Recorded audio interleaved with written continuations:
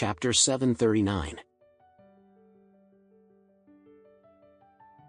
After Fury's complete compromise, the injured and crippled father and son could only try desperately to carry Andrew and the other 4 bodyguards out of the Orem Grand Hotel. Both of them were already crippled, but Edward was in an even more miserable state. He had a broken hand and leg. Therefore, it was extremely difficult for him to carry the 6 men out of the hotel. The father and son could only use all of their strength and effort to drag Andrew out. They could not help but pant from the exhaustion with every step they took. They were not only extremely tired and exhausted, but their broken leg was also hurting terribly.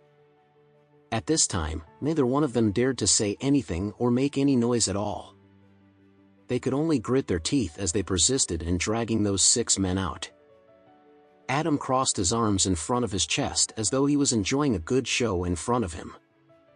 He simply watched as the father and son exerted all of their strength to drag the 6 men to the entrance of the Orem Grand Hotel. Fury could only sit down on the ground as he raised his hand to wipe the sweat off his forehead. After that, he asked Adam, "Mr. Smith, are you satisfied now?" Adam nodded slightly before he said coldly, "However, you took too long to complete your task. I asked you to get out of Orem Grand in 10 minutes, but you took more than an hour to do so." "I am truly sorry." Fury could only endure the humiliation as he said, "Both my sons and my leg is broken, so it is indeed a little inconvenient for us to carry those 6 men out of Orem Grand. I am so sorry for wasting your precious time." Adam snorted before he said, "Well, I'm glad that you know it then." After that, Adam continued speaking coldly, "Well, the entrance of the Orem Grand Hotel is still my territory. Therefore, you should hurry up and get someone to come and pick you up. If I see that you are still here when I come out later, I will make sure to break your other leg too." As soon as Adam was done speaking, he turned around and left immediately. The father and son could not help but feel very anxious and desperate.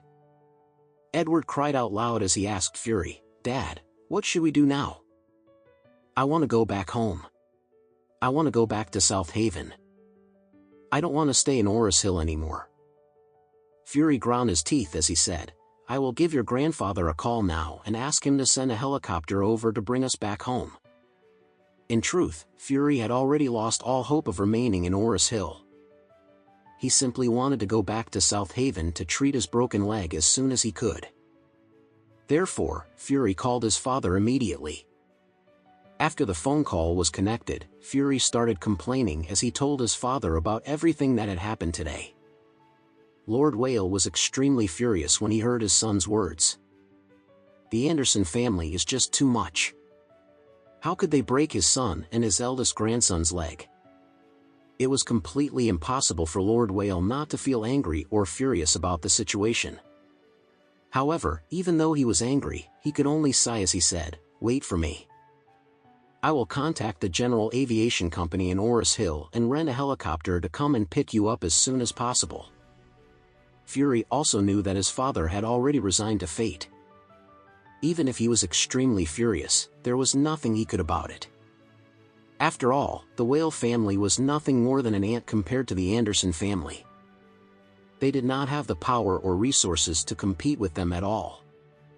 A few minutes later, the old man called Fury and said, "I have already arranged for a helicopter to come and pick you up.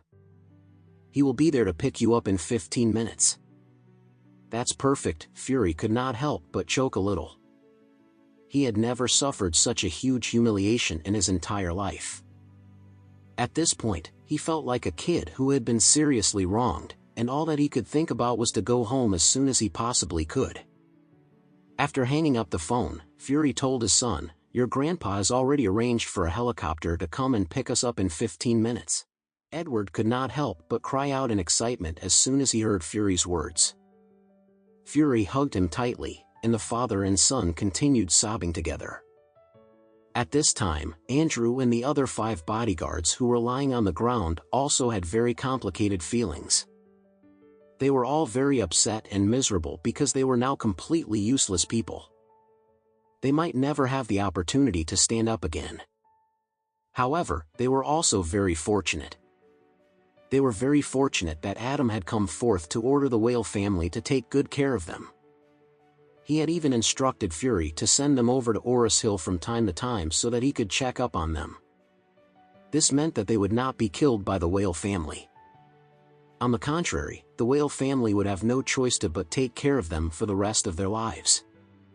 If this was the case, they could rest assured that there would be someone taking care of them and providing for them for the rest of their lives.